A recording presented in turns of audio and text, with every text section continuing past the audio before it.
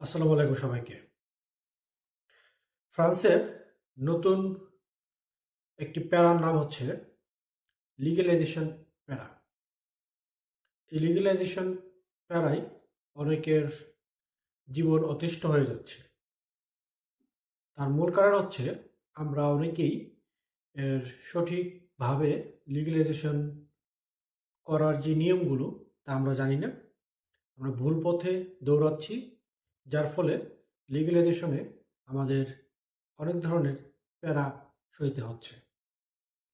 আজকের এই ভিডিওতে আমি আপনাদেরকে লিগ্যালাইজেশনের জন্য যাবতীয় ইনফরমেশন দেওয়ার চেষ্টা করব। আশা করি উক্ত ভিডিওটি আপনি পুরোটি দেখলে আপনি আপনার লিগ্যালাইজেশন করার জন্য যা যা দরকার সব কিছু আপনি খুব সহজে কোনো ধরনের প্যারা ছাড়া দেখতে পারবেন এবং করতে পারবেন আশা করি। লিগ্যালাইজেশনে আমরা আসলে কী কী ধরনের সমস্যা ফেস করি সেগুলো আগে জেনে নিই। ফ্রান্সের বর্তমান নিয়ম অনুযায়ী আপনার নিজ দেশের ফ্রান্স এম্বাসি থেকে আপনার কিছু ডকুমেন্ট লিগ্যালাইজেশন করতে হচ্ছে।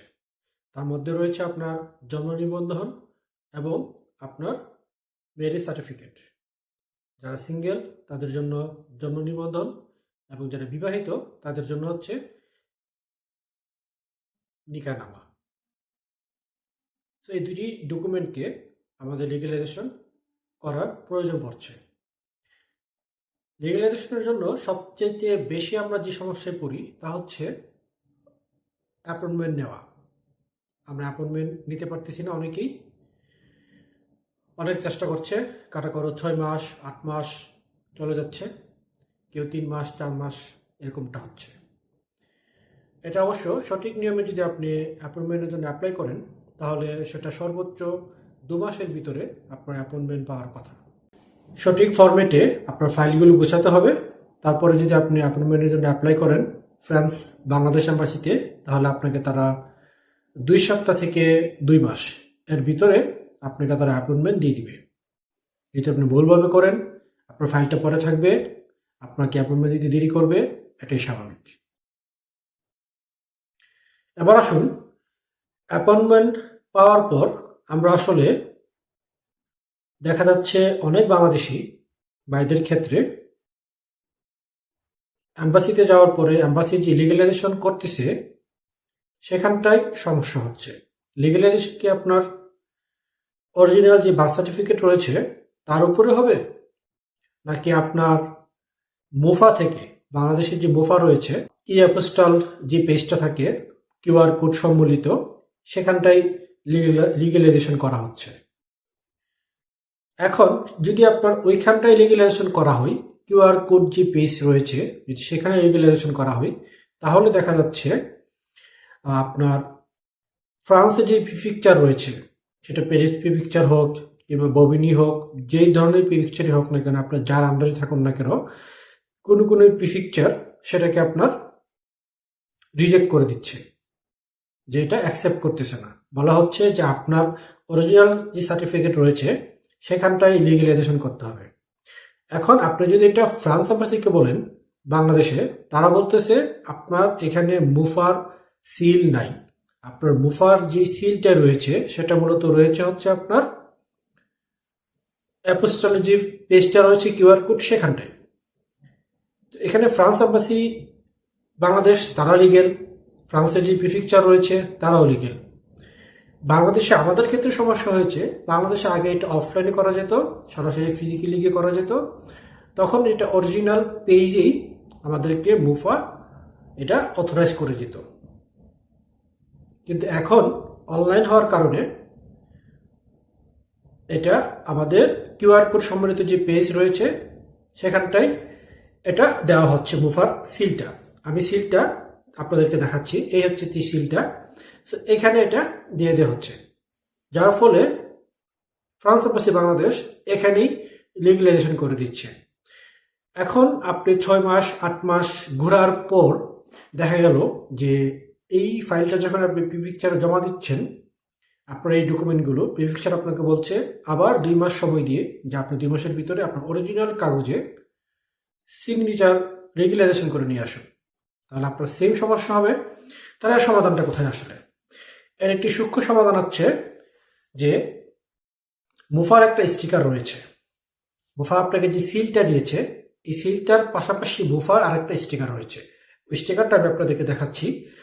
আপনি যদি কিউআর কোডে যে মুফার সিল দিয়ে দিচ্ছে, আপনি সিলটা থাকবেন, তার পাশাপাশি আপনি বাংলাদেশের মুফাতে সরাসরি ফিজিক্যালি যাবেন। ফিজিক্যালি গিয়ে সেখানটায় আপনি তাদেরকে বলবেন যে মুফার যে স্টিকার রয়েছে, একটা স্টিকার রয়েছে মুফার, সেই স্টিকারটা আপনাকে তারা আপনার অরিজিনাল যে বার্থ সার্টিফিকেট, জন্ম নিবন্ধন, আপনার ম্যারেজ সার্টিফিকেট, নিখানামা, এইগুলোতে তারা যেন এই স্টিকারটা লাগিয়ে দেয়। যদি আপনি উক্ত স্টিকার সহ করে ফ্রান্স এম্বাসি বাংলাদেশে যান, তখন তারা আপনাকে অরিজিনাল পেজেই লিগ্যালাইজেশনের সিলটা দিবে, যার ফলে আপনার আর কোনো সমস্যা হবে না। আগে প্রতিটি পেজ লিগ্যালাইজেশন করার জন্য 3000 টাকা, বাংলা টাকায় সামথিং আসতো। এখন সেটা প্রায় 8500 টাকার মতো একটা অ্যামাউন্ট আসে প্রতিটি পেজ লিগ্যালাইজেশন করার জন্য। মানে প্রতিটা পেজ বলতে হচ্ছে এখানে প্রতিটা ডকুমেন্ট। সো আপনার বার্থ সার্টিফিকেটের জন্য একটা অ্যামাউন্ট, আপনার ম্যারেজ সার্টিফিকেটের জন্য একটা অ্যামাউন্ট, আপনার বাবা মা যদি আপনি করতে চান সেটা আপনি করতে পারেন। নর্মালি হচ্ছে আপনার যে ব্যক্তি রয়েছেন ওনার বার্থ সার্টিফিকেট এবং উনি যদি বিবাহিত হন তাহলে ওনার নিখানামা লিগ্যালাইজেশন করলেই আপনার এখানকার যে প্রিফেকচার আপনার কাছে ডকুমেন্টগুলো চাচ্ছে আপনি সেটা করে ফেলতে পারতেছেন। তাহলে খুব সহজেই আমরা এই কাজটি করতে পারতেছি। এবার আসুন আরেকটি বিষয়। অনেক সময় দেখা যায় লিগ্যালাইজেশন করতে গেলে আমরা আরেকটা সমস্যায় পড়ি। সেটা হচ্ছে কি, আমাদের কাছে তারা আমি যে বাংলাদেশি, সেই ক্ষেত্রে তারা আমার বাংলাদেশি পাসপোর্ট, জন্ম নিবন্ধন, এগুলোর পরও আমি বাংলাদেশে পড়াশোনা করেছি দীর্ঘ সময়, আমার লাস্ট একটা সার্টিফিকেট তারা চাচ্ছে। সেটা হতে পারে ইন্টারমিডিয়েট কিংবা আপনার অনার্স, আপনি যতটুকু পড়াশোনা করেছেন আর কি, সেই ধরনের একটা সার্টিফিকেট তারা চায়, যেটা বোর্ড থেকে আপনাকে নিতে হবে আর কি। সো এই সার্টিফিকেটটা তারা আপনাকে চাচ্ছে। তার পাশাপাশি অনেক সময় আপনার কাছে বাংলাদেশ এম্বাসি ফ্রান্স প্রশ্ন করে বসে যে আপনার ডকুমেন্টগুলো কি জন্য লিগ্যালাইজেশন করতে হবে, তার একটা প্রমাণ দেন। আপনার কাছে প্রিফেকচার লিগ্যালাইজেশন করার জন্য বলছে যে এই ডকুমেন্টগুলো লিগ্যালাইজেশন করে নিয়ে আসুন, সে ধরনের একটা প্রুফ দিন আমাদেরকে। কিন্তু